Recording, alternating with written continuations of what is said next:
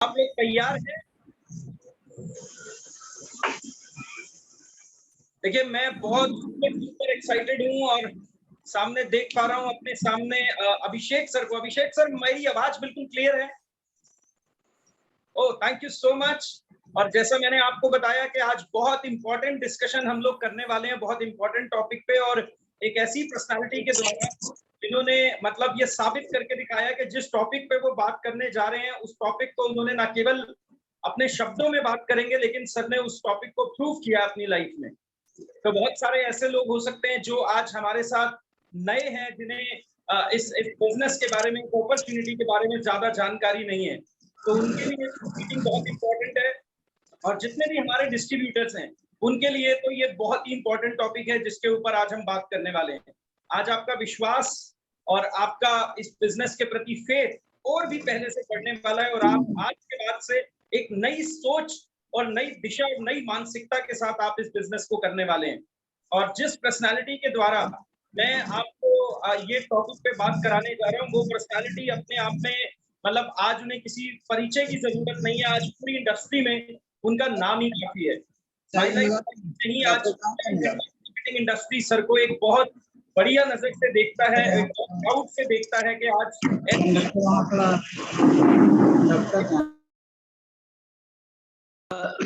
Sir, एक बार आप अपने को अनम्यूट दोबारा करिए सर प्लीज। हाँ, मैं हो गया अनम्यूट सर? जी सर, जी सर।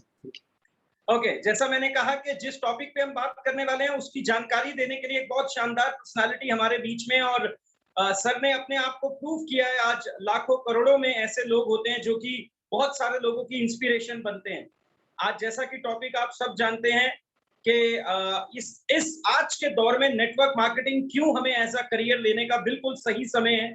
इस टॉपिक पे आज सर न केवल बात करेंगे, बल्कि ये प्रूव कर चुके हैं सर कि सचमुच सर ने इस बिजनेस को एज अ करियर लेके अपनी लाइफ ही नहीं, आज हजारों लोगों की लाइफ में कितना बड़ा परिवर्तन खुद लेकर आए, और आज सर के शब्दों से और ट्रेनिंग से लाखों लोग इस बिजनेस को एज अ करियर अपना रहे हैं। तो मैं ज्यादा समय नहीं लूंगा। सर अपने आप में एक बहुत जबरदस्त पर्सनैलिटी है। हमारे माई लाइफस्टाइल बिजनेस में उनको इंटरनेशनल टीम कोऑर्डिनेटर बोला जाता है। आज हजारों लाखों लोगों की टीम आज सर होल्ड करते हैं इस बिजनेस से। सर जैगुआर कार चलाते हैं, लाखों करोड़ों रुपया आज इस बिजनेस से वो हर साल कमाते हैं, और हम सबके मेंटर हैं। तो एक बार वेलकम करेंगे सर को पूरे उत्साह और जोश के साथ। आपको अगर आपकी आवाज ना भी सुन पाए तो आप सबकी तालियां बजते हुए हम जरूर देख पाएंगे।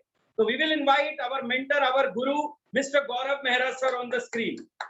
गौरव sir, we welcome you and we are blessed कि आज आप हमारे बीच में और हमें इतनी शानदार जानकारी देने वाले हैं। तो एक बार फिर से गौरव सर आज हमारी स्क्रीन पे आ चुके हैं। एक बार फिर से एक बिग अप्लॉज सर के लिए। Thank you very much Gaurav sir, over to you. Thank you so very much Chintan ji for the warm welcome. और मेरे जितने भी साथी आज इस सेशन को अटेंड कर रहे हैं, आप सबका बहुत बहुत स्वागत। कई बार मुझे ऑनलाइन जो सेशंस हैं वो ऑफलाइन से भी बेटर लगते हैं, क्योंकि जिस पंक्चुअलिटी को लेके मेरे अंदर थोड़ा सा एक प्रॉब्लम आ गया है, मुझे ऑनलाइन लगता है इससे ज्यादा पंक्चुअल और कुछ हो ही नहीं सकता है कि 7:59 पे मीटिंग शुरू हुई और 8:03 पे मेरा नंबर भी आ गया बोलने के लिए। ये ऑफलाइन मीटिंग में प्रैक्टिकली ये कभी हुआ ही नहीं आज तक। तो दिस इज अमेजिंग। और मुझे ऐसा लगता है कि जब दिल मिले हुए हों, इमोशनली हम अपने एक दूसरे के साथ कनेक्टेड हो, तो ऑनलाइन मीटिंग एक बहुत ही अच्छा माध्यम है अपनी बात को एक दूसरे तक पहुंचाने के लिए, क्योंकि एनर्जी बहुत कम लगती है, पैसा बिल्कुल नहीं लगता है, और हम अपनी सुविधा के हिसाब से अपनी बातचीत को कह सकते हैं, दूसरे की बात को सुन सकते हैं। लेकिन मेरे शब्दों को ध्यान दीजिएगा, ऑनलाइन मीटिंग तभी सक्सेसफुल हो सकती है जब जितने भी पार्टिसिपेंट्स हैं वो आपस में एक दूसरे से इमोशनली जुड़े हुए हों। तब अगर आप एक दूसरे से कनेक्टेड हैं तो ऑनलाइन मीटिंग या ऑनलाइन बातचीत से ज्यादा और कोई तरीका या बढ़िया मीडियम नहीं है। तो यहाँ पे जितने भी लोग मुझे स्क्रीन पे दिखाई दे रहे हैं, मैं मान के चलता हूँ कि हम सब लोग मल्टीप्लायर्स परिवार का हिस्सा हैं, और एक दूसरे से हमारी जो सोच की फ्रीक्वेंसी है, हमारी जो इमोशंस हैं, वो बेहद एक दूसरे से जुड़े हुए हैं। और अभी ताजा ताजा बिल्कुल एक हफ्ता पहले संडे को हमारी TC एंड अबव जो हमारी मल्टीप्लायर्स क्लब फैमिली है, उसकी भी हमारी जो है वो अभी मीट होके चुकी है दीपक सर के साथ, जिसके बाद दीपक सर भी और जितने भी पार्टिसिपेंट्स थे उन सब से मेरी अलग से भी बात हुई। सब लोग बेहद एक्साइटेड थे और बहुत कमाल की एनर्जी उसके बाद मेरे को टीम में देखने को मिली। और सैटरडे को हम सब लोग अपने जो इंपीरियल्स थे उन लोगों के साथ अलग से बैठे थे, वो लोग भी सुपर एक्साइटेड हैं। और मैं मान के चल सकता हूँ, ये बात कहना गलत नहीं होगा कि एक बिल्कुल नई दिशा इस बार दीपक सर ने जितने भी आरटीसी एंड अबव है उन लोगों को भी और जितने हमारे मल्टीप्लायर क्लब फैमिली है उन सबको भी एक नई दिशा दीपक सर ने संडे को हम सब लोगों को दे के वहां से भेजी। तो उसी श्रृंखला के अंदर दोस्तों ये आज एक आप कह सकते हैं कि एक उसी से जुड़ी हुई ये मीटिंग है जो आज मैं आप लोगों से बात कर रहा हूँ। और मैं कोई सच बताऊं तो आप लोगों को कोई एजुकेट करने के लिए या कोई नया ज्ञान देने के लिए मैं आप लोगों के सामने नहीं आया हूँ। आज सच बताऊं तो आज मेरा भी दिल की बात करने का आपसे मन था, क्योंकि बहुत सारे लोग उस टीसी मीट में नहीं थे और जो लोग थे उनसे भी मेरा मन था कि एक बार दोबारा मिलकर अपनी बातचीत को रिवाइज किया जाए। तो पहले तो एक बहुत ही सुंदर, एक बहुत ही इंपॉर्टेंट टॉपिक जिसके ऊपर मैं आप लोगों से चर्चा करना चाहता हूं, जो आप लोगों ने मैसेज में भी पढ़ी होगी कि जो नेटवर्क मार्केटिंग या डायरेक्ट सेलिंग है उसको करने का दोस्तों ये सबसे बेहतरीन समय चल रहा है। देखिए आप सब लोग जो लोग खाना खाते हैं वो सब जानते हैं कि खेती के अंदर अलग अलग समय के ऊपर अलग अलग फसलें उगाई जाती हैं। जैसे उदाहरण के रूप में अब आने वाला जो समय है वो बारिशों का समय होगा और इस बारिशों के समय में बहुत सारे एरिया में चावल जो है वो बोए जाएंगे। आप आज की तारीख में अगर आप पंजाब जाएंगे, हरियाणा जाएंगे या इवन अगर नॉर्थ ईस्ट में जाएंगे तो वहां पे ये वो वाला टाइम है जहां पे सबसे ज्यादा किसान इस समय लगे हुए हैं अपनी नई बीज को बोने के अंदर। आप केरला जाएंगे तो वहां पे आपने देखा होगा कोकोनट बहुत ज्यादा होता है और आपने अक्सर लोगों से पूछा भी होगा कि जी ये कोकोनट जो यहाँ पे दिखाई दे रहे हैं ये कोकोनट किसने उगाए। तो शायद आपको आगे से जवाब ये मिला होगा कि ये कोकोनट उगाने नहीं पड़े सर, क्योंकि यहाँ की जो लैंड है वो कोकोनट के लिए क्लाइमेट और लैंड इतनी ज्यादा फेवरेबल है कि अपने आप कुदरत ने जो है वो कोकोनट को उगा दिया। उसी प्रकार चावल के लिए ये सही क्लाइमेट, ये सही समय है, तो चावल जो है जहां भी बोए जाएंगे चावल की बहुत अच्छी वहां से फसल कटेगी। अब ये उदाहरण मैंने आपको इसलिए दिया, जिस प्रकार किसी भी बीज को एक फल और फूल का रूप देने के लिए सही समय का इंतजार किया जाता है, नेटवर्क मार्केटिंग का ये सबसे सही समय है अपने बिजनेस को बिल्ड करने के लिए। आप ये समझिए ये वो फर्टाइल समय चल रहा है या ये सबसे बीच में ना कुछ आवाजें आ रही हैं, अगर कोई मेरी बात सुन। सर आप अपने को दोबारा अनम्यूट करिए सर प्लीज सर, मैं जरा म्यूट किया। ओके मेरे ख्याल आपने, हाँ बीच बीच में ना आप मेरे को बताते रहिएगा और सबको म्यूट करते रहेगा क्योंकि शायद उसकी ना सेटिंग नहीं चेंज किया आपने। बट एनीवेज मेरे बोलने का मकसद सिर्फ इतना है कि इस समय पे डायरेक्ट सेलिंग और नेटवर्क मार्केटिंग का सबसे ज्यादा फेवरेबल क्लाइमेट चल रहा है, सबसे ज्यादा फेवरेबल समय चल रहा है। और इस समय पे डायरेक्ट सेलिंग के अंदर कोई भी नए व्यक्ति का अगर आप बीज बो देंगे, कोई भी बीज अगर आप बो देंगे तो ये समय ही क्योंकि अनुकूल है, तो वो जो बीज है वो आपकी मेहनत और मल्टीप्लायर्स के फर्टिलिटी, उनकी एजुकेशन, उनके इन्वायरमेंट की वजह से अपने आप ही फल और फूल के अंदर वो कन्वर्ट हो जाएगा। तो पहली चीज तो आप ये मान के चलिए कि नेटवर्क मार्केटिंग भी, और अगर मैं सच कहूं आपसे तो इंडियन इकोनॉमी भी समय पे, हिंदुस्तान की जो इकोनॉमी है वो भी इस समय पे बाउंस बैक मार रही है। देखिए ये दोनों सत्य हैं। एक चीज याद रखिएगा, मैं एक डेटा आप लोगों को देना चाहता हूं। हम सब ये बात जानते हैं कि इंडिया के अंदर इस समय पे अनएम्प्लॉयमेंट बढ़ती जा रही है। क्या ये बात सही है? अगर आप इस बात से अग्रीड है तो थम्स अप करिएगा। अनएम्प्लॉयमेंट बढ़ रही है मतलब बेरोजगारी बढ़ रही है, मतलब नौकरी मिलने की संभावनाएं दिन प्रतिदिन कम होती जा रही है। दूसरी चीज, क्या लोग पैसे से परेशान हैं? मतलब लोगों को पैसे की अगर जरूरत है, जो कमा रहे हैं उससे ज्यादा। अगर आप इस बात से सहमत हैं तो थम्स अप करिएगा। और देवशीष जी दोबारा म्यूट करेंगे सबको।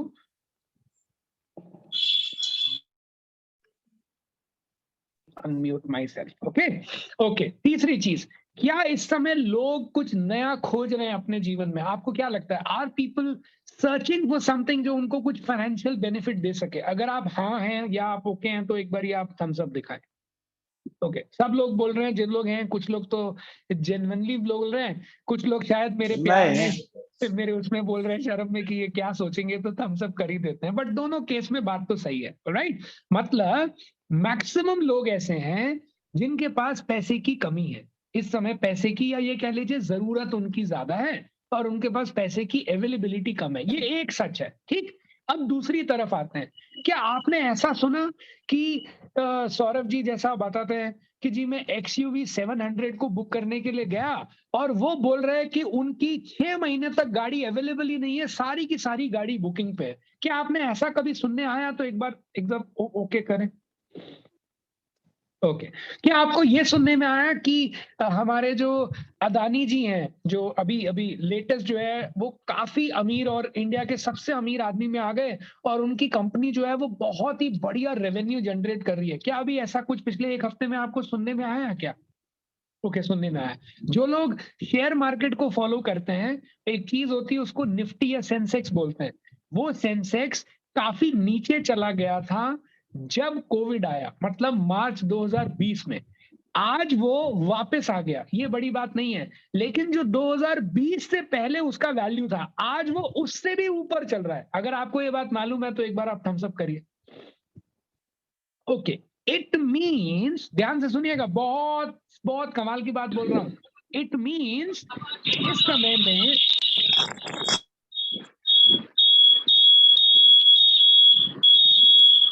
देवशीष जी, या तो आप मुझे,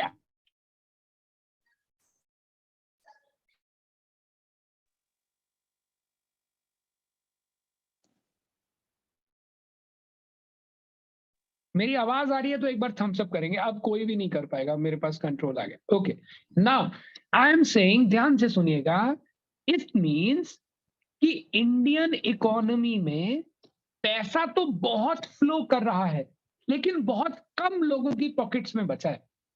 मैं रिपीट कर रहा हूं, पैसा तो बहुत ज्यादा है। जैसे अभी उदाहरण देता हूं, मैं कल एक ITO की हमारी एक प्रेजेंटेशन होती है, मैं वहां जितेंद्र यादव जी हमारे RTC हैं, उनसे मिला। तो वो बता रहे थे कि जी एक नया प्रोजेक्ट लॉन्च हुआ जिसमें रियल एस्टेट में गुड़गांव में, जिसमें स्टार्टिंग है फ्लैट की 4 करोड़ रुपए से and it goes up to 12 crore जो उनके पेंट हाउस जाते हैं। ये बड़ी बात नहीं है, लेकिन बड़ी बात है वो बोले जो उन्होंने आज से 6 महीना पहले लॉन्च किया था वो कंप्लीटली सोल्ड आउट है।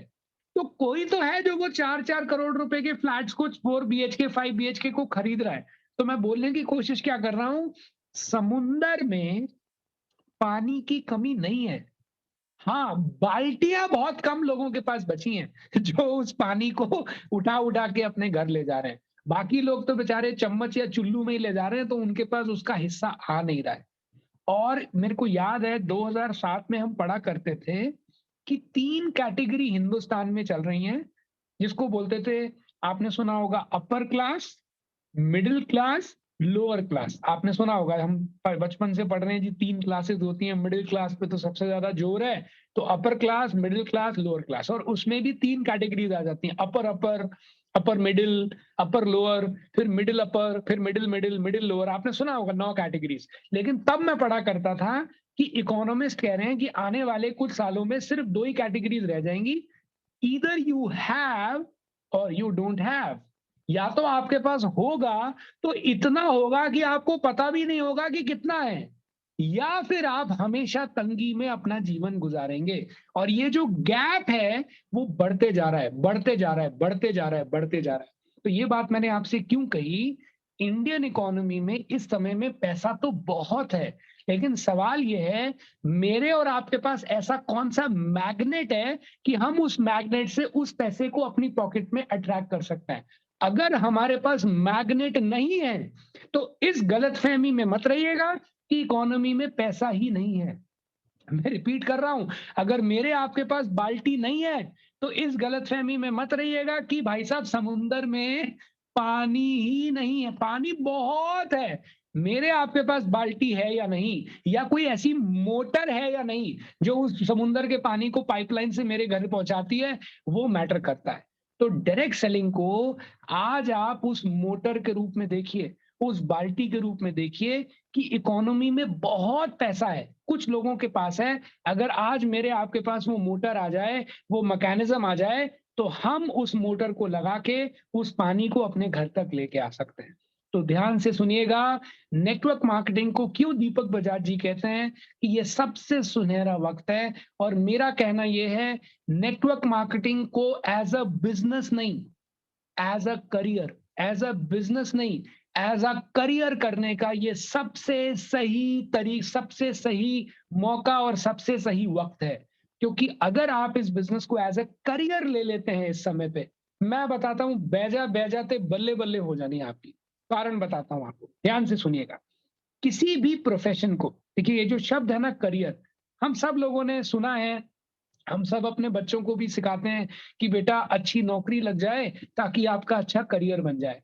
दुकान के ऊपर भी अगर कोई पेरेंट्स अगर किसी बच्चे को बिठाते हैं तो वो 1-2 साल उसको अपने साथ बिठाते हैं, फिर उसको अकेला छोड़ देते हैं कि भाई अब हम तो रिटायर हो गए, बच्चे का करियर बन गया, अब ये दुकान को आगे ले जा रहा है। लेकिन क्या आपने कभी ये सोचा है करियर का मतलब क्या होता है? तो ध्यान से सुनिएगा, किसी भी सुनहरी करियर में 3 इंग्रेडिएंट्स होते हैं।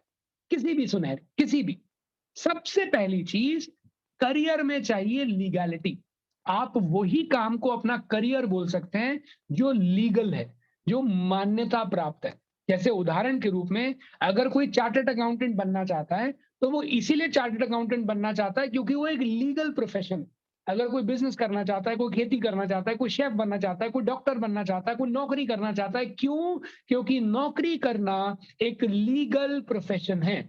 आप में से कोई ये नहीं कह सकता मेरे भाई का सुनहरी करियर है, वो बहुत नंबर 1 का स्मगलर है। बोल सकते हो आप ऐसा? कैन यू से लाइक दिस? मेरा भाई नंबर 1 स्मगलर है। नहीं बोल सकते ना, क्यों? बिकॉज स्मगलिंग लीगल नहीं है। केवल पैसा ही करियर का ऑप्शन नहीं होता। करियर में 3 इंग्रेडिएंट्स होते हैं। सबसे पहला इंग्रेडिएंट उसको बोलते हैं लीगल होना चाहिए, मान्यता प्राप्त होना चाहिए। दूसरा इंग्रेडिएंट होता है दोस्तों, उसको बोलते हैं लॉन्ग टर्म, या जिसको स्टेबिलिटी भी बोलते हैं। मतलब आज मैंने किसी काम को एज अ करियर ऑप्ट किया, लेकिन आज अगर मैंने उसको एज अ करियर ऑप्ट किया तो ऐसा नहीं है कि 6 महीने में काम बंद हो जाना चाहिए, साल 2 साल के लिए काम कर रहा हूं।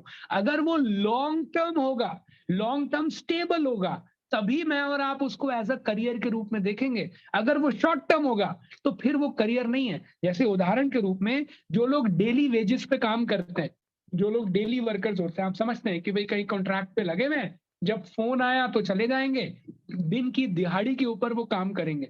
तो क्या वो अपने फैमिली में बोल सकते हैं कि जी बच्चा सेट हो गया हमारा, इसका करियर सेट हो गया, ये दिहाड़ी लेबर है? क्या वो बोल सकता है कभी?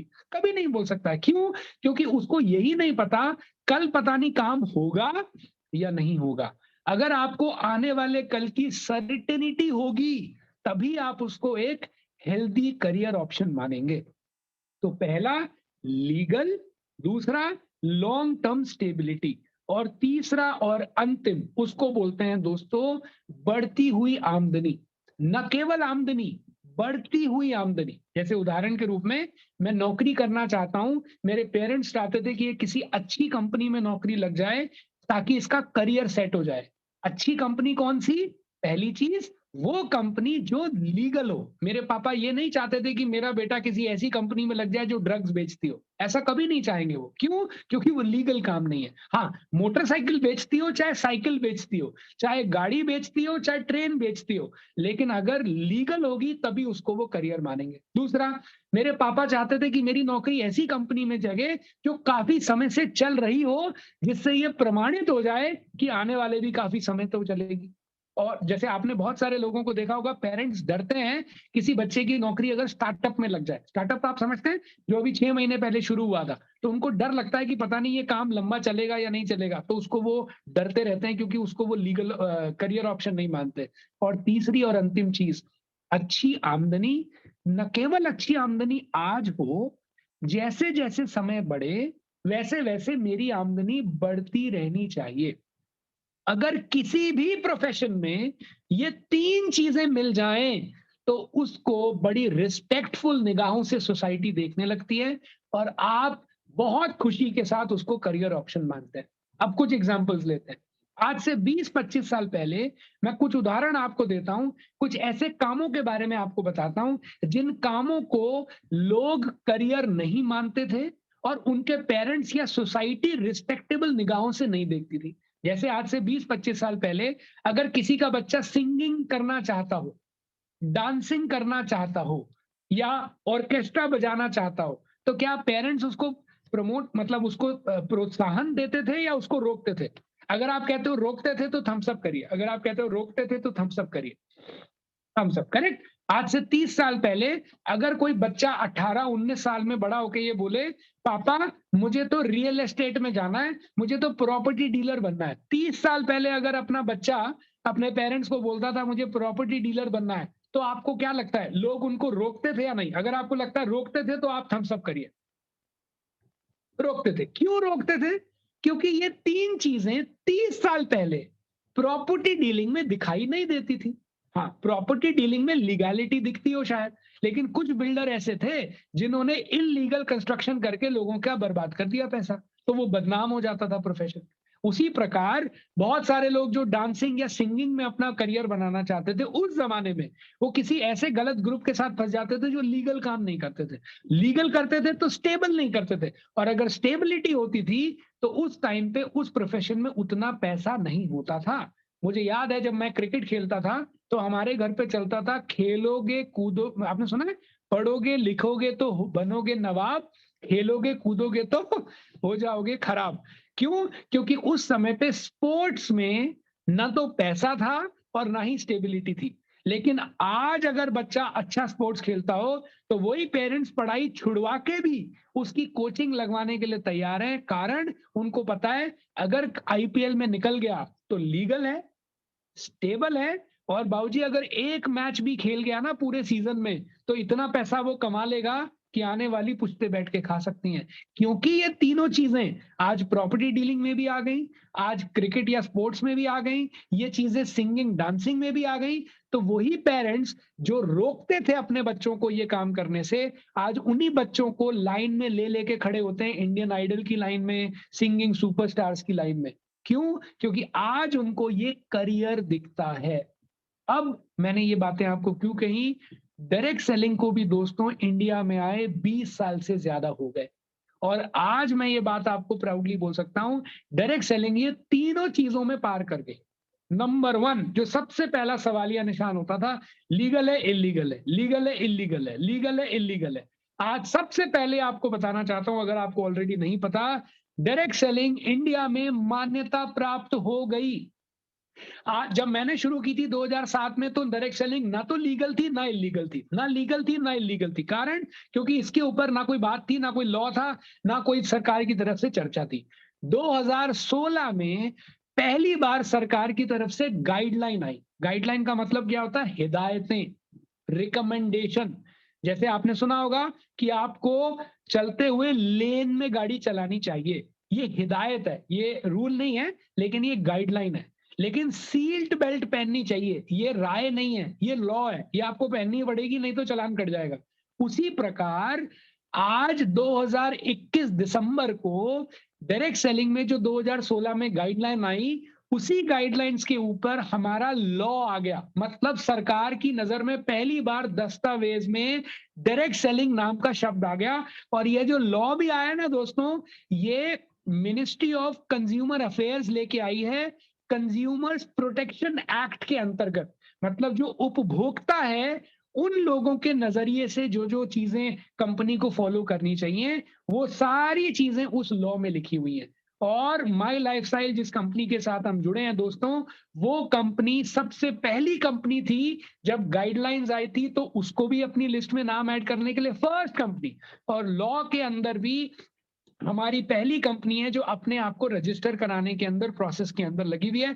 लेकिन आप ये सोचिए, जैसे ही जो इंडस्ट्री लीगल होने लगती है, लोगों की निगाहों में उसमें रिस्पेक्ट अपने आप आने लगती है। दूसरी चीज, इस इंडस्ट्री को, इस काम को चलते हुए, इस काम को चलते हुए आज 20 साल से ज्यादा हो गए, और 15 साल के लगभग तो मेरे को हो गए, 15 इयर्स हो गए मेरे को। आप ये सोचो, 15 साल अगर मुझे हो गए इस काम को करते हुए, तो इससे ज्यादा और क्या लंबा समय स्टेबिलिटी जांचने के लिए होना चाहिए। ये तो न केवल मेरी कंपनी की, बल्कि एज अ ह्यूमन बीइंग, इंसान की भी स्टेबिलिटी बता रहा है। मेरी अपलाइन सेम, मेरी मैनेजमेंट सेम, मेरी टीम सेम और 15 सालों से सेम। अगर आप में से कोई व्यक्ति नौकरी करता है तो वो ये बात मानेगा 15 साल तो एक कंपनी में एक बॉस के साथ नौकरी करना भी बहुत बड़ी बात होती है। नेटवर्किंग में अगर 15 साल से कोई लगा है तो ये इट मींस इससे ज्यादा स्टेबिलिटी आप क्या ढूंढेंगे। तो ये स्टेबल काम है। और तीसरा और अंतिम, ये प्रॉफिट देता है। देखिए इस पे मैं ज्यादा नहीं बोलूंगा क्योंकि आप सब लोग अगर इस मीटिंग में ज्वाइन हुए हैं तो ये बात तो आप समझते ही हैं कि पैसा तो आता ही है, लेकिन पैसा आता है ये बड़ी बात नहीं है। समय के साथ आपका पैसा बढ़ते जाता है, समय के साथ आपकी इनकम में इजाफा होता है। कारण आपकी जब टीम का साइज बढ़ता है तो आपके वर्किंग आवर्स बढ़ते हैं। आपकी टीम का साइज बढ़ता है, आपके वर्किंग आवर्स बढ़ते हैं। आपके वर्किंग आवर बढ़ते हैं तो आपकी आमदनी अपने आप बढ़ने लग जाती है। क्योंकि नेटवर्क मार्केटिंग ये तीनों चीजों पे खरी उतर रही है। लीगल भी है, लॉन्ग टर्म स्टेबल भी है और विद टाइम प्रॉफिटेबिलिटी बढ़ती रहती है। तो मैं फिर दोहरा रहा हूं, इस बिजनेस को एज अ करियर करिए, एज अ बिजनेस मत करिए, एज अ स्कीम मत करिए, एज अ प्रोफेशन मत करिए, एज अ करियर चुनिए। आप याद रखेंगे मेरी बात को, जैसे किसी आदमी ने 20-25 साल पहले प्रॉपर्टी का काम शुरू किया हो और लोगों ने उसको बेवकूफ बोला हो, आज वही लोग उसको रिस्पेक्ट की निगाहों से देखते हैं, वही लोग उसको सराहना करते हैं, वही लोग उसको बोलते हैं अच्छा हुआ यार तूने हमारी बात सुन के उस दिन काम छोड़ नहीं दिया, आज हम बड़े खुश हैं कि तूने अच्छी बिल्डिंग्स बना ली। वही सिंगर या वही क्रिकेटर जिसने 20 साल पहले किसी की बात को सुन के छोड़ दिया हो, तो आज वो कितने खून के आंसू रोता होगा। तो आज मैं आप लोगों को इसलिए बता रहा हूं क्योंकि आप में से कुछ लोग ऐसे भी हमारे साथी जुड़े हैं आज, जो काफी समय से हमारे साथ संपर्क में शायद नहीं है। मैं उन लोगों को बताना चाहता हूं, आप लोगों ने ही ये समय लेके आया है। मुझे सबसे ज्यादा दुख उन लोगों के लिए नहीं होता जो इस काम में है ही नहीं, उन लोगों के लिए ज्यादा दुख होता है कि जो इस काम में थे और जब समय आया, मैं रिपीट कर रहा हूं, जब सही समय आया इसका फायदा लेने का, उससे जस्ट पहले किसी भी कारण से वो इस काम से थोड़ा सा दूर हो गए। मत करिए ऐसा, क्योंकि आज नहीं फर्क पता लगेगा, लेकिन आज के 5 साल बाद जब आपको बहुत बड़ा एक गैप दिखाई देगा तो आपकी अंतरात्मा आपको बार बार कचोड़ेगी कि यार काश उस दिन बात सुन ली होती। जैसे आप में से बहुत सारे लोग होंगे जिनके दादाजी को, जिनके पापा को शायद कोई प्लॉट का ऑफर था, उन्होंने सिर्फ इस चक्कर में नहीं लिया अरे यहाँ कौन बसेगा, और आज वो प्लॉट 10-10, 20-20, 50-50 गुना का हो गया। लेकिन आज दिल में तकलीफ ही रह सकती है, प्लॉट तो नहीं है। और बार बार एक तकलीफ मोड़ मोड़ के आती है, काश उस दिन उसकी बात को सुन के ले ही लिया होता यार, उस दिन तो इतनी बड़ी कोई बात भी नहीं थी, ले ही लेते। लेकिन क्योंकि मैं आपको बार बार कह रहा हूं, अब लोग इस बिजनेस को एज अ बिजनेस नहीं, एज अ करियर करना शुरू करेंगे, तो मैं और आप इस समय पे ये सबसे सुनहरी मौका है इसको करने का। और अगर आप इस बिजनेस को करना चाहते हैं तो देखिए इस बिजनेस की तो सिर्फ एक ही विडंबना है। लोग बहुत सारे बोलते हैं कि सर इस बिजनेस के अंदर ना फेलियर रेशियो ज्यादा है। आपने जरूर सुना होगा 10 जुड़ते हैं तो एक कामयाब होता है जी, मुश्किल से। अगर आपने ये सुना है तो थम्स अप करिए। सुना है आपने? ओके। और आपने ये भी सुना होगा ये काम मुश्किल बहुत है। कितने लोग मानते हैं कि ये काम मुश्किल है? ध्यान थम्स अप करिए। मुश्किल काम है जी, मुश्किल काम, मुश्किल काम है। जो थम्स अप नहीं कर रहा है वो झूठ बोल रहा है, मुझे पता है लेकिन शायद उसको लग रहा है यार मेरी टीम भी साथ जुड़ी हुई है, क्या सोचेगी मेरे बारे में। लेकिन काम मुश्किल है, मैं मानता हूं। आपकी वो है क्या कहते हैं, आपका मानना यही है कि ये काम मुश्किल है। लेकिन एक बात मेरी ध्यान से सुनिएगा, आज बहुत दिन बाद उदाहरण दे रहा हूं। ये इस दुनिया में आसान और मुश्किल जैसा कुछ नहीं होता। रिपीट कर रहा हूं, इस दुनिया में आसान और मुश्किल जैसा कुछ नहीं होता। जिन कामों को करना हम सीख लेते हैं वो काम हमें आसान लगने लगते हैं, और जिन कामों को करना हम नहीं सीखते वही काम समय के साथ हमें मुश्किल लगने लगता है। जैसे जीवन में अगर किसी ने रोटी न बनाई हो कभी, उसके लिए तो आटा गूंदना और गोल रोटी बनाना भी दुनिया का सबसे बड़ा काम, सबसे मुश्किल काम है। और जिस आदमी ने सीख लिया हो उसके लिए तो बिजली का बल्ब लगाना हो या प्रोजेक्टर लगाना, उसके लिए वो भी बहुत आसान है। तो याद रखिए, इस दुनिया में मुश्किल और आसान जैसा कुछ नहीं होता। जिन कामों को करना हम सीख लेते हैं वो हमें आसान लगने लगते हैं। अब यहाँ पे जब ये बात आती है ना कि 100 में से जी 90 ही फेल हो जाते हैं, तो मैं आपको सच बताऊं, 100 में से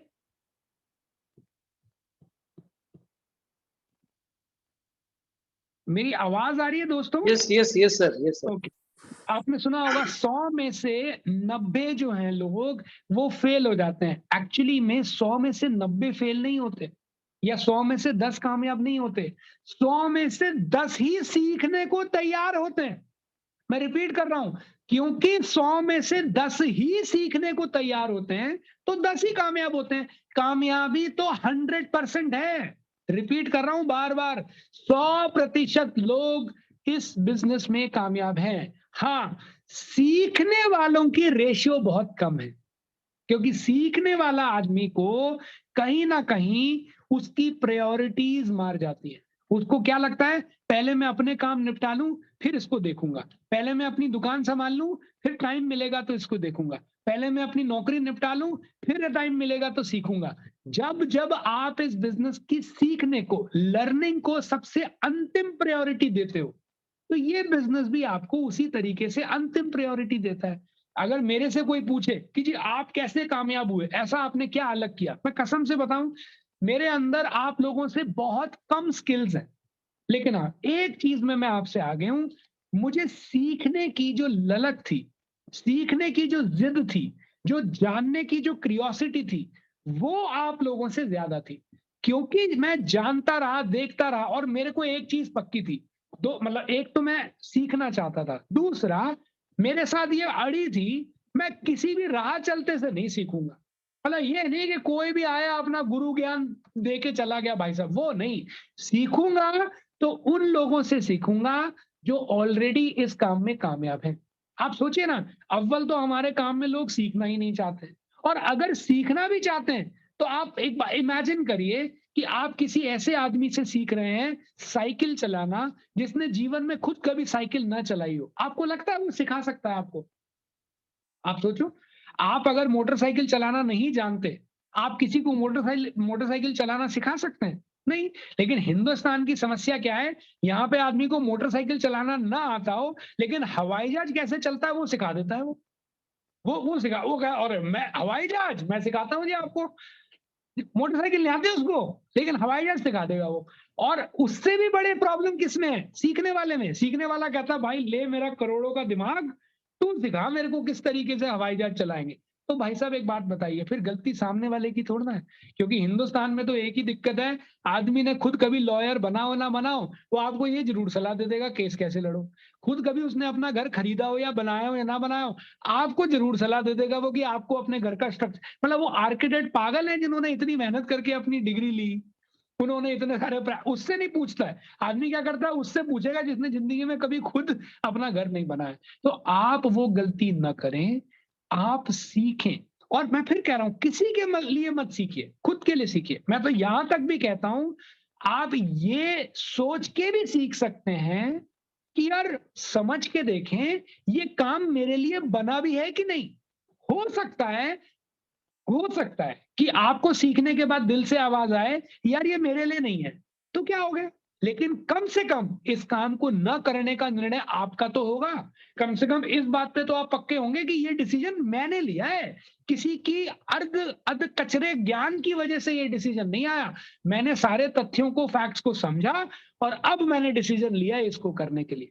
तो आप सब लोगों को मेरा ये कहना है, आने वाले समय में हम सब लोगों के रेजिडेंशियल ट्रेनिंग प्रोग्राम्स आ रहे हैं, आरटीपीज आ रहे हैं।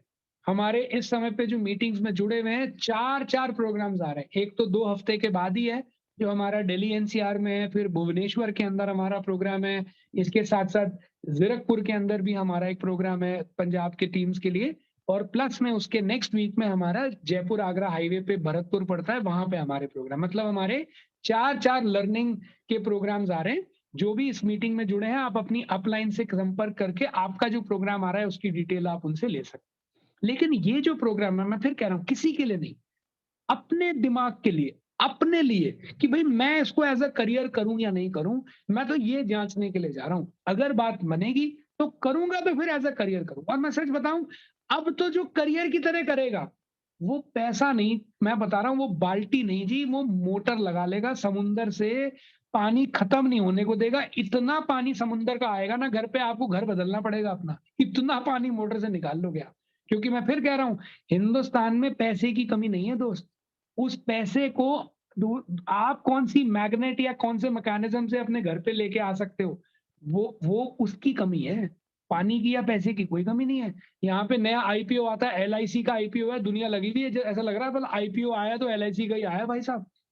यहाँ पे ओला का मैं पढ़ रहा था, ओला वाले ने अपनी वो निकाली इलेक्ट्रिक बाइक 1 लाख रुपए की, जिसमें आपको बाइक तो वो बाद में देगा, पहले तो आपको केवल मार्जिन मनी देनी है। उसने रिकॉर्ड सेल कर दी 2 दिन के अंदर। तो मैं ये बातें सिर्फ इसलिए कह रहा हूँ, पैसे की कमी नहीं है हिंदुस्तान में। आप और मेरे पास ऐसा कौन सा तरीका है उस पैसे को अपने घर तक लाने का, वो इंपॉर्टेंट है।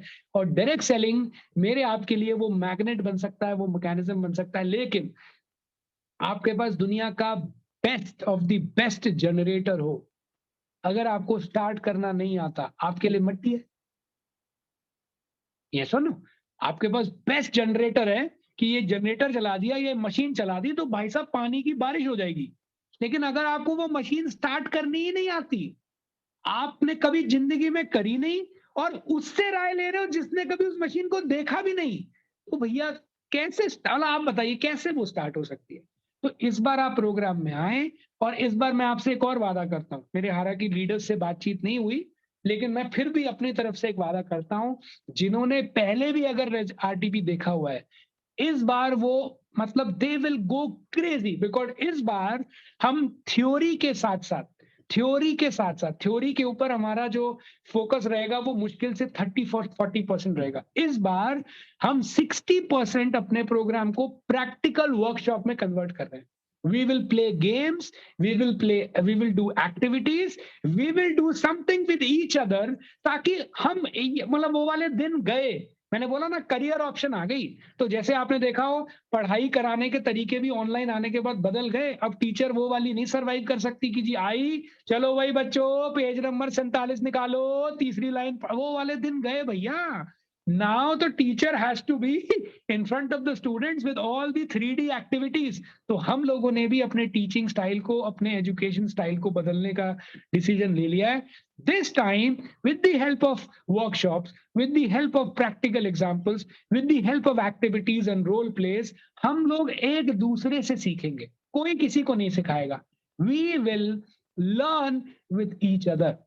लेकिन उस दिन जब आप वहां पे आएंगे, मैं आपसे वादा करता हूं, आपको वो करियर ऑप्शन जो मैं बार बार कह रहा हूं, आपको वो क्लियरली दिखाई देगी। इन दीज मेनी मंथ्स इस बिजनेस में जो मैं करियर बनाना चाहता हूं, मेरा करियर बनने लगेगा। और ये मैं आप लोगों से साथ ही कह दूं, अपने साथ नए लोगों को लेके आइए। यहां तक कि मैं तो यहां तक आपको कह रहा हूं, अगर आपके साथ कुछ ऐसे साथी हैं जो अभी इस बिजनेस के अंदर जस्ट जुड़े हैं, उनको तो जैसे मर्जी करके लेके आना चाहिए। क्योंकि जब आप अकेले आते हैं तो आप अकेले सीखते हैं, लेकिन इस बिजनेस के अंदर स्क्वायर चलता है। मतलब आप अगर अकेले आएंगे तो 1 square is equal to 1, 1 square is equal to 1. 1 square will always be 1. But the magic is the moment you are 2, तो इनपुट हुआ दुगना, इनपुट हुआ ट्वाइस, इनपुट हुआ डबल, लेकिन जो आउटपुट आएगा दैट विल बी 4 टाइम्स। मतलब आपका मेहनत लगेगा 2 गुना, और जो रिवॉर्ड या रिटर्न मिलेगा वो मिलेगा 4 गुना। उसी प्रकार अगर आप 3 लोग आते हैं, इनपुट में मेहनत लगेगी 3 गुना, लेकिन आउटपुट आएगी 9 गुना, 9 टाइम्स, 9 टाइम्स। और मैं आपको एक और चीज बता देता हूं, बहुत सारे लोगों को लगता है इस बिजनेस में बहुत बड़ी टीम चाहिए, झूठ है ये। बहुत सारे लोगों को लगता है बहुत बड़ी टीम चाहिए, झूठ है ये। इस बिजनेस में बहुत छोटी टीम चाहिए, बहुत छोटी, लेकिन एक्टिव लोगों की टीम चाहिए, सीरियस लोगों की टीम चाहिए। बहुत बड़ी टीम से कोई लेना देना नहीं, कोई लेना देना है ही नहीं। आपकी टीम में 100 लोग हों और उनमें से 2 लोग काम करते हो, आप बताओ। और मेरी टीम में 10 लोग हैं और 10 के 10 काम करते हैं, आप बताओ कौन जीतेगा, आप या मैं? अगर मैं जीतूंगा तो थम्स अप करो आप। पक्का ना? आपकी टीम में 100 लोग हैं, काम करने वाले 2, मेरी टीम में 10 लोग हैं, काम करने वाले 10 के 10, तो आई विल विन। इस बिजनेस में बहुत सारे लोग नहीं, ये लोगों का एक धारणा, मिसकंसेप्शन है, पता नहीं कब बड़ी टीम चाहिए किसको? नहीं चाहिए भाई, नहीं चाहिए। मुझे छोटी चाहिए लेकिन एक्टिव चाहिए, छोटी चाहिए, सीरियस लोगों की चाहिए। छोटी चाहिए, लेकिन वो टीम चाहिए जिसके साथ मेरा दिल मैच करता हो, मेरी फ्रीक्वेंसी मैच करती हो। छोटी चाहिए, लेकिन वो वाली टीम चाहिए। जैसे एक इंग्लिश में कहावत है, अगर आपकी टीम या आपकी कोर इतनी बड़ी होनी चाहिए कि आप सबके साथ एक-एक पिज़्ज़ा शेयर करें और तो भी सबका पेट भर जाए। मतलब एक पिज़्ज़ा मँगाएँ और सबने पिज़्ज़ा खा लिया और सबका पेट भर जाए। इतनी साइज़ की टीम दुनिया बदल सकती है। स्वामी विवेकानंद जी कहते थे 5 लाइक माइंडेड लोगों को ला दो मेरे पास। कितने? 5 लाइक माइंडेड मतलब सेम सोच रखने वाले। कितने? 5। वो कहते थे 5 लाइक माइंडेड लोगों को आप ला दो। 5 लाइक माइंडेड लोग पूरी दुनिया को बदल सकते हैं। फैमिली को नहीं, सोसाइटी को नहीं, स्टेट या कंट्री को नहीं, पूरी दुनिया को बदलने का मैदा रखते हैं 5 लाइक माइंडेड लोग। 5। हिंदुस्तान में हम सब जानते हैं, मैं पॉलिटिक्स में नहीं हूं, लेकिन इतना मुझे पता है, 2 सेम सोच के लोगों ने ऐसी तैसी कर रखी है। वैसे पूरा हिंदुस्तान हिला रखा है पॉलिटिकली। 2 ही तो हैं, 2 हैं सिर्फ। तीसरे की कोशिश चल रही है उनकी, लेकिन 2 तो आप सोच रहे हैं 2 ने हिला रखा है भाई साहब पूरा पॉलिटिकल सिस्टम को। भाई साहब तो आप मेरे को बताओ 5 मैं फिर कह रहा हूं, आपको मेरे को 500 नहीं चाहिए, आपको मेरे को 50 नहीं चाहिए, 5 दैट्स। लेकिन मैं फिर कह रहा हूं 5 कौन से?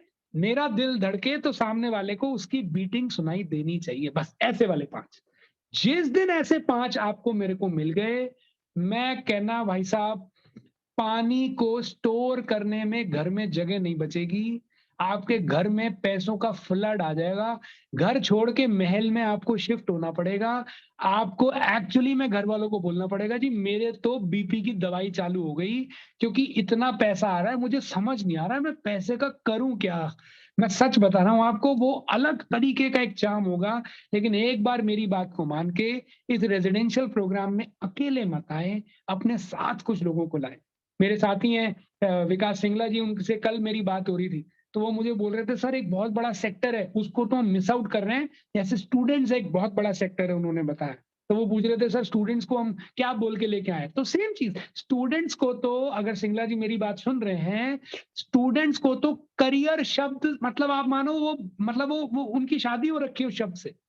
तो उनको तो सबसे ज़्यादा और अगर आपको ऐसा कोई स्टूडेंट भी मिलता है ना, जिसने ये बिज़नेस को अभी शुरू करना है, आप उसको क्या बोल सकते हो? You come with me, see this proposal with the eyes of a career. मतलब तू देख इस प्रपोज़ल को कि क्या तेरा करियर इसमें बन मतलब don't come to do, come to evaluate. मैं फिर रिपीट कर रहा हूँ, काम करने के लिए मत आ, तो आंकलन करने के लिए कि क्या ये काम तेरे लिए एक सुनहरी करियर ऑप्शन बन सकता है। अगर प्रोग्राम के बाद दिल से आवाज आए यस, तो मिलके करेंगे। और अगर वहां आने के बाद भी तुझे लगा नहीं यार ये मेरे लिए नहीं बना, तो कोई बात नहीं, 2 दिन हमने इकट्ठे बिताए। और जैसा मैंने आपको बोला, इस बार लर्निंग वैसे भी टीम के हम लोग एक्सरसाइज के थ्रू करेंगे, तो वहां से कुछ तो सीख के जाएगा ही। अगर इस बिजनेस में नहीं भी रहेगा तो भी जिंदगी में कुछ तो सीख के जाएगा जो उसके काम आएगा। दोस्ती अपनी पक्की है, चाय अपनी पक्की है। तो याद रखिए, चाहे आप हाउसवाइफ्स को लेके आए, चाहे आप लेके आए एम्प्लॉइज को, चाहे बिजनेसमैन के ग्रुप को लेके आए, चाहे आप फार्मर्स को लेके आए, लेकिन इस बिजनेस को करियर के रूप में देखना शुरू करिए। लेकिन 100 में से 10 कामयाब नहीं है दोस्त, 100 में से 10 ही सीखने को तैयार है। रिपीट कर रहा हूं, 100 में से 10 कामयाब नहीं है, 100 में से 10 ही सीखने को तैयार है। और जो 10 सीख लेते हैं वो कामयाब हो जाते हैं। तो रेशियो कभी भी ये मत सोचिए 10% की सक्सेस रेशियो है, 10% की लर्निंग रेशियो है। सक्सेस रेशियो तो 100% ही है, क्योंकि मैं ऐसे बहुत सारे लोगों को जानता हूं जो अभी सक्सेसफुल नहीं हुए। मैं फिर दोहरा रहा हूं, सक्सेसफुल नहीं हुए, अभी सक्सेस के रास्ते पे चल रहे हैं, या उनको हम लोग चलो टर्म देने के लिए, आप लोगों को तसल्ली देने के लिए मैं स्ट्रगलर मान लेता हूं। ध्यान से सुनिएगा मेरी बात को, मैं बहुत सारे ऐसे लोगों को जान रहा हूं जो क्या है, स्ट्रगलर नेटवर्कर्स हैं। स्ट्रगलर मतलब अभी सफलता के रास्ते पे हैं, अपनी मेहनत, अपनी स्ट्रगल, अपनी लड़ाई उनकी चालू है। मैं ऐसे बहुत से लोगों को जानता हूं जो कंटिन्यूअसली लर्निंग में है और अभी सक्सेसफुल नहीं, स्ट्रगलर हैं। लेकिन बाबूजी, स्ट्रगलर नेटवर्कर होते हुए भी उनका लाइफस्टाइल, उनकी डेली वर्किंग, उनकी सोच दुनिया के बड़े बड़े सफल लोगों से ऊंची है। स्ट्रगलर नेटवर्कर की बता रहा हूँ, सफल की तो बात ही छोड़ दो आप। The kind of cars they are driving, the kind of environment they are living in, the kind of thinking process they have, the kind of hotels they are going, the kind of like food they are taking in buffet. मुझे याद है मैं अभी पिछले दिनों अपने दोस्तों के साथ मिला, एक मेरा दोस्त ऑस्ट्रेलिया से आया हुआ और दूसरा मेरा जो दोस्त है वो एक्सपीडिया में जॉब करता है। दोनों लोग वेल सेटल्ड, इनकम वाइज मैं नहीं बोलूंगा कि कोई प्रॉब्लम है, अच्छी इनकम है। उसके बावजूद भी हम तीनों ने घूमने का प्लान बनाया। मैंने बोला मसूरी चलते हैं, तो भाई साहब दोनों गए गोवा IBIBO पे। फिल्टर बता रहा हूं, उन्होंने फिल्टर लगाया प्राइस लो टू हाई, मैंने फिल्टर लगाया प्राइस हाई टू लो। इसी को बोलते हैं सोच का फर्क। मैं कोई उनकी बुराई नहीं कर रहा हूं, उनकी गलती नहीं है, लेकिन उनका एनवायरनमेंट जो है वो वही है कि यार जब रात को रुकना है तो ऐसी जगह रुक जाओ, क्या फर्क पड़ता है, रात ही तो बितानी है। लेकिन अपनी सोच क्या थी, नहीं यार जब इतने सालों बाद तो मिले यार, चंगी जगह घूमेंगे यार, अच्छी जगह रुकेंगे, अच्छी जगह खाना खाएंगे। तो ये मैं सिर्फ मैं कोई अपनी बड़ाई या उनकी बुराई नहीं कर रहा हूं, मैं आपको एनवायरनमेंट की ताकत बता रहा हूं। तो आप इस आने वाले RTPs में, क्योंकि मेरे को पता है चिंतन जी मुझे बार बार देख रहे हैं और बहुत गुस्से से देख रहे हैं अगर मैं एक बात उनकी नहीं बोल रहा कि ये लास्ट डेट है जो हमारा RTP है उसकी रजिस्ट्रेशन की। Today is the last date in the old pricing. हमारी आज रात को 12 बजे प्राइस रिवाइज हो जाएगा। तो ये तो बहुत बड़ी बेवकूफी होगी कि जाना भी है, मन बना भी लिया है, लेकिन हाँ अगर आप कहते हो जिद है कि महंगे ही खरीद के जाना है तो most welcome, I have no problem. क्योंकि कुछ लोगों को ये भी होता है महंगी नहीं खरीद पाए तो क्यों ना सस्ती कोई महंगी करके खरीद ले। तो मैं I respect that kind of people also. लेकिन अगर आपको लगता है कि नहीं जाना तो है ही, इमीडिएटली कॉन्टैक्ट योर अपलाइन, अपनी सीट्स को बुक कराएं। क्योंकि मैं फिर कह रहा हूँ सफलता 100% मिलेगी, 100% लोगों को ही मिल रही है। और मैंने तो यहां तक बोला जिसको नहीं भी मिल रही वो भी बहुतों से आगे है, फाइनेंशियली भी आगे है, प्रोफेशनली भी आगे, और सोच में तो पता नहीं कहां आगे, कहां तक सोच चुका है वो। लेकिन सीखने वालों की परसेंटेज कम है, इसी वजह से वो लोग बाहर हो जाते हैं। और अपनी कमी न मानते हुए, वो तो आपने सुना ही होगा, नाच न जाने आंगन टेढ़ा, तो आदमी दूसरों में कमी निकालता है। तो आप लोग क्योंकि मेरे अपने हो, मेरे साथी हो, मेरे बहुत सारे पुराने साथी भी इसके साथ जुड़े हुए हैं, मैं दिल से आप लोगों को इनवाइट कर रहा हूं, आने वाले रेजिडेंशियल ट्रेनिंग प्रोग्राम्स में एनरोल करें। Come with your 5 people. और अगर आपको लगता है सर मैं 10 को लेके आऊंगा ना तो 5 लोगों से फ्रीक्वेंसी मैच होगी, ब्रिंग 10। आपको लगता है सर मैं 10 में से 6 तो वो ले आऊंगा सर जिनके साथ आज फ्रीक्वेंसी मैच हो रही है, 4 बिल्कुल नए लेके, प्लीज ब्रिंग देम, बिल्कुल। लेकिन मैं सिर्फ ये चाहता हूं RTP से निकल के आप और आपके 5 या आपके 4, आप समझ, आप और आपके 4 जब निकले ना, ओए होए, मैं कहना भाई साहब ये 5 लोग, दुनिया का तो पता नहीं, आप अपनी दुनिया मतलब आपकी जो दुनिया है आप उसको बिल्कुल पलट जाओगे। क्योंकि अंत कर रहा हूं, कोई तो एक दिन था ही जब किसी को अपनी टीम में दीपक बजाज मिला ही, कोई तो प्रोग्राम ऐसा था ही जिसमें किसी को अपनी टीम में चिंतन अरोड़ा जी मिले ही, कोई तो ऐसा था ही जिसको अपने प्रोग्राम में किसी दिन चंचल वत्स जी, विकास सिंगला जी, या हमारे जो एनटीसीज हैं इस बिजनेस के अंदर जैसे देवेशीष जी, अभी आप सोचो ना देवेशीष जी ने इतना बड़ा स्टेप ले लिया कि बिजनेस के लिए भुवनेश्वर ही शिफ्ट हो गए वो। मतलब इससे ज्यादा आपको क्या लगता है ये लोग कहाँ मिले, सड़क के ऊपर किसी पान के खोखे पे थोड़ी ना मिले यार, मिले तो ये भी किसी को किसी प्रोग्राम में मिले। मतलब आप समझ ही रहे हो इनके अंदर का जो लीडर उत्पन्न हुआ, जो लीडर पैदा हुआ, उसकी जो उत्पत्ति हुई वो तो किसी प्रोग्राम में हुई। किसी को तो सौरभ मेहरा मिला, सौरभ तो मेरा छोटा भाई है, आप लोगों ने उसकी कहानी सुनी होगी, भाई बोलता रहता था मैं मजाक उड़ाता रहता था। लेकिन कोई तो प्रोग्राम का कोई ना कोई ऐसा पल तो आया होगा ना जब सौरभ मेहरा में से दी सौरभ मेहरा निकला होगा। बस उस इन्वायरमेंट के लिए आपको बुला रहे हैं और 2 दिन इतनी मस्ती करेंगे। विकास जी का वैसे तो ये कहना है, लेकिन आज मैं भी दावा ठोक रहा हूं उनके साथ साथ, आपके पिछले जितने प्रोग्राम्स थे सब बुला देंगे भाई साहब, ये मेरा वादा है मल्टीप्लाइक्स की तरफ से। बाकी आपने इतनी देर तक मुझे सुना उसके लिए बहुत बहुत धन्यवाद। Thank you so very much. Thank you. Thank you Gaurav sir, thank you so much. मजा आ गया सर, हर बार जैसे जब भी आपको सुनते हैं बहुत सारी नई जानकारी और नई चीजें हमें जानने को मिलती हैं। तो आज भी आपने बहुत कुछ ऐसा बताया जो हम लोगों के अंदर ये विश्वास और फेथ बढ़ गया कि जरूर हम सब लोगों को इस बिजनेस को पूरे विश्वास के साथ ऐसा करियर मैं ऐसा मान रहा हूं और ऐसा देख पा रहा हूं सबको देख के कि हम में से हर आदमी पूरा जोर लगाएगा कि सर मिनिमम 5 नए लोगों के साथ वहां पर आपको जरूर मिलेंगे।